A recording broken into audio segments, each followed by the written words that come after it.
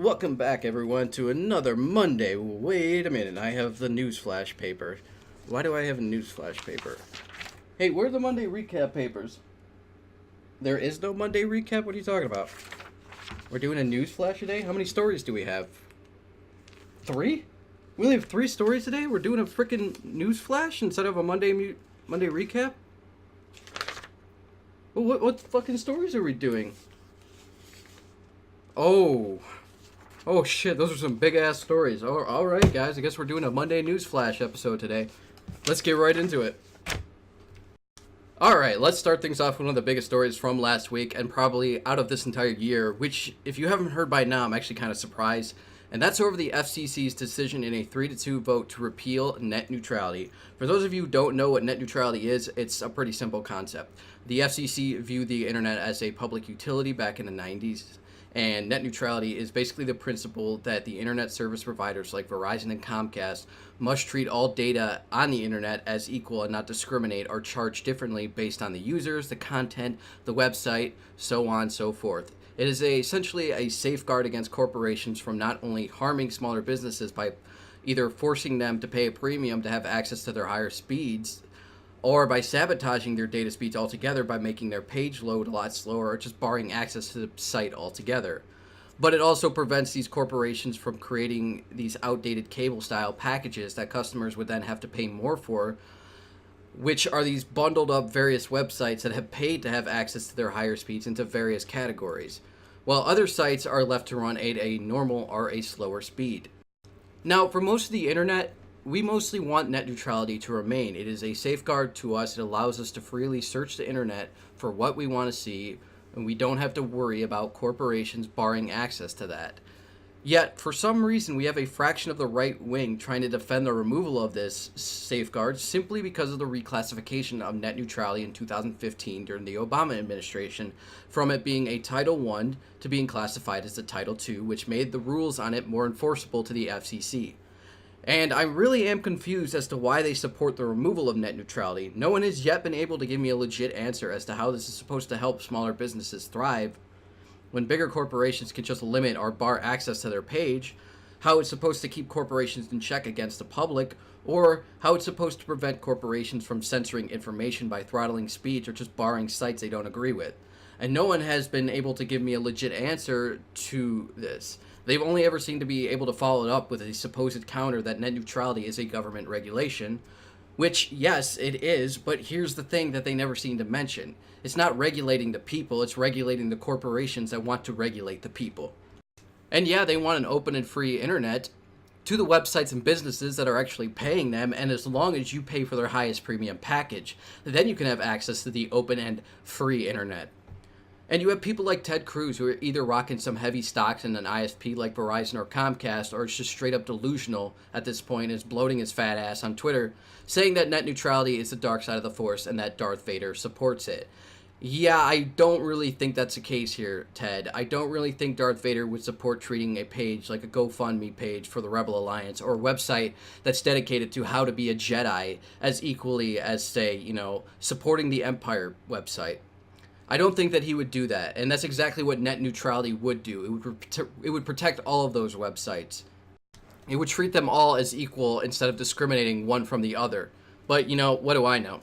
I could literally go on for hours about this whole topic, about how we've seen examples of ISPs screwing over customers, like in 2014, when Comcast decided that Netflix wasn't paying them enough, and so they decided to blackmail them by severely decreasing their streaming speeds until Netflix finally relented. I could talk about where I can see this going, how I think people are over-exaggerating it a bit, with them saying that they're going to be $15 premiums to use social media sites, and how I think the sites like Facebook, YouTube, Twitter, and Twitch are still going to remain free, but we are going to start seeing them falling back on having a ton more advertisements in order to meet ends, and or how this could lead to some of them having premium membership, like maybe Facebook Gold. And this is especially troubling for sites like YouTube, who are dealing with a ton of ad bullshit right now.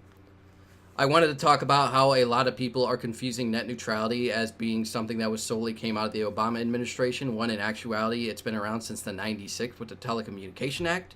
I wanted to talk about how the FCC chairman, Ajit Pai, is a traitor to the American public interest, how we vocally spoke against this and he still went through with it. Even when there was an investigation of some 2 million identities possibly being stolen in order to leave false comments in support of killing net neutrality, the FCC refused to assist in that investigation. And when the decision of killing net neutrality finally came, instead of easing our concerns of the issues that the removal of net neutrality created, Ajit instead puts out a fucking troll video. I originally planned on making this an entire video, like as a news flash instead of a Monday recap, and it just being focused entirely on this. Hell, I put a ton of research into it, but life just was still shaking things up a little bit for me, and I had to work on that first.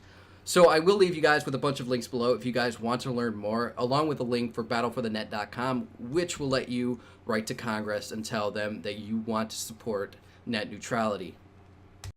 And on a final note, guys, this is not over yet. At this point, though, we need you to act if you're going to act.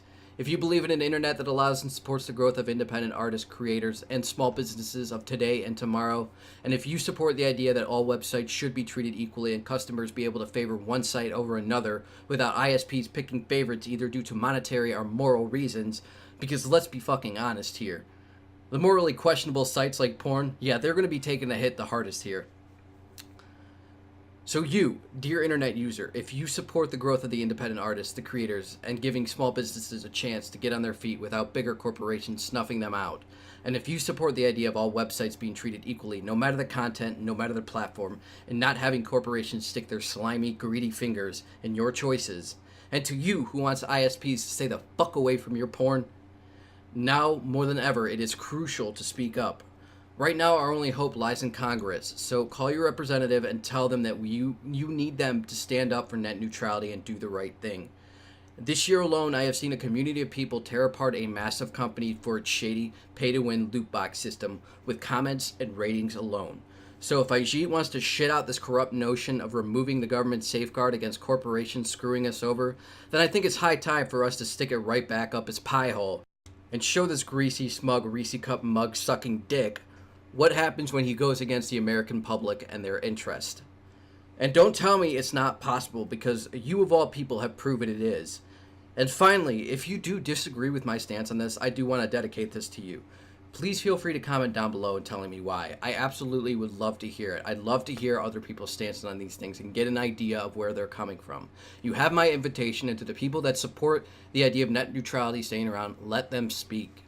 Don't just shut them out because, you know, you disagree with them. Let them speak. Get an idea of where they're coming from. The more you know about a situation and the more you know about people's stances on that situation, the better you are prepared to answer questions that may come down the line in the future. Moving on, though, we got some major news in the movie industry as the Walt Disney Company has acquired 21st Century Fox for $52.4 billion. And with this accusation, it includes Fox Film and Television Studios, cable entertainment, and international TV businesses. It also includes franchises like X-Men, Avatar, The Simpsons, FX Network, and National Geographic. Among other things that Disney has acquired, it also acquired the stock that Fox owned in Hulu, making them the vast majority stockholder of Hulu, which has a number of people quite worried about this. Hulu, of course, is a video-demand subscription streaming service that focuses primarily on television shows, which some people feel might actually create competition against Disney's new streaming service that they are launching sometime in 2018. So they're worried that Disney might just cut off Hulu altogether or completely overhaul it. But according to Disney, they say that they just plan to use Hulu as an asset along their streaming service. Anyways, if you guys would like to learn more, links can be found below. And for our final story of the night, it is Pierce the Veil's Mike Fuentes, who has recently announced in a statement that he is stepping away from Pierce the Veil following allegations that were made back in November that he conducted sexual misconduct with a 16-year-old 10 years ago by some random anonymous source.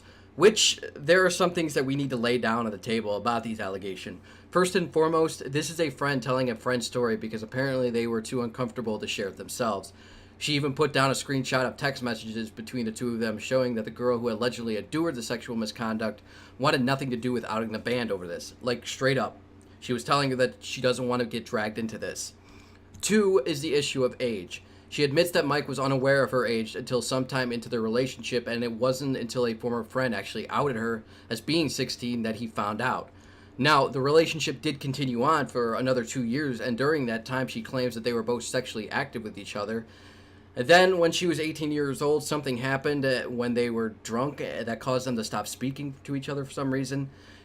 Anyways, these accusations all happened back in November. We're just now getting an update to the story. So, Mike's statement that he released was, "I'm of course aware of the allegations made about me from almost 10 years ago, and I cannot begin to describe how difficult and disturbing this entire situation has been for everyone involved. I do not take these allegations lightly and would never downplay it. I have empathy for any human being who has experienced abuse or mistreatment in their lives, and I am inspired to see so many come forward and speak about it. No one should have to suffer in silence, and I am thankful that the world is finally starting to listen. I also want to assure you that I have never intentionally manipulated or abused anyone in my life. That is not the person I am, how I was raised, or the type of behavior that I condone. I strongly believe in the endorsement of abuse victims, so if I have made anyone feel like they are less than equal, I am sincerely sorry. I love playing music more than anything on earth, and I am constantly humbled by the support of our fans.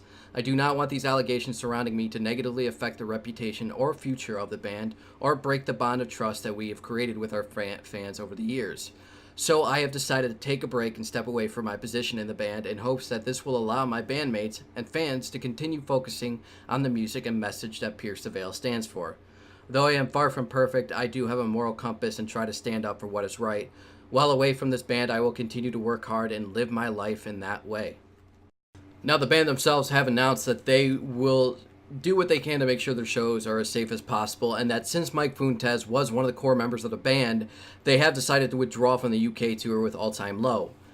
I don't know, though, guys. I don't know how to feel about this. It's complicated as shit. Putting aside the fact that Pierce the Veil is one of my favorite bands, I look at this from the law side of my mind and be like, okay, she was underage and they were sexually active. It's completely inappropriate.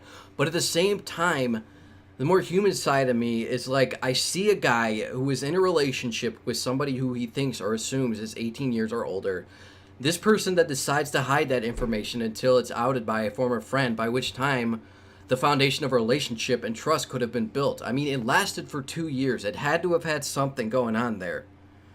Plus, there's also this really weird moment during the story where she talks about the moment that they stopped speaking to each other, where she says that she did something that embarrassed her and that she was sure that he wanted nothing to do with her afterwards. That's a pretty weird thing to say, especially when you're making an accusation against somebody. Plus, there's the whole thing with her friend. Like, I'm skeptical as hell of that. I'm not going to go into speculations here, but I will say this. If she came out one day and said that she never wanted to release a statement and that she was coerced into releasing it by her friend to gain attention, I wouldn't be slightly surprised. I truly hope and have to believe that this was done for the right reasons and it wasn't just banking on the whole Me Too movement and the attention that that's getting. That at the end of the day, this wasn't some attention grab, but a way for you to finally let that pain go. I have to give that to you. But guys, that's where I'm going to end things off today. If you guys want to leave a comment down below letting me know how you feel about the story, please feel free to do so down below. Thank you all for joining me. If you guys enjoyed the episode, feel free to hit the like button. If you didn't like it, dislike. And if you guys want more, feel free to hit the subscribe button. I always appreciate new subscribers. Thank you all for joining me. I will see you all in the next one. Mars out.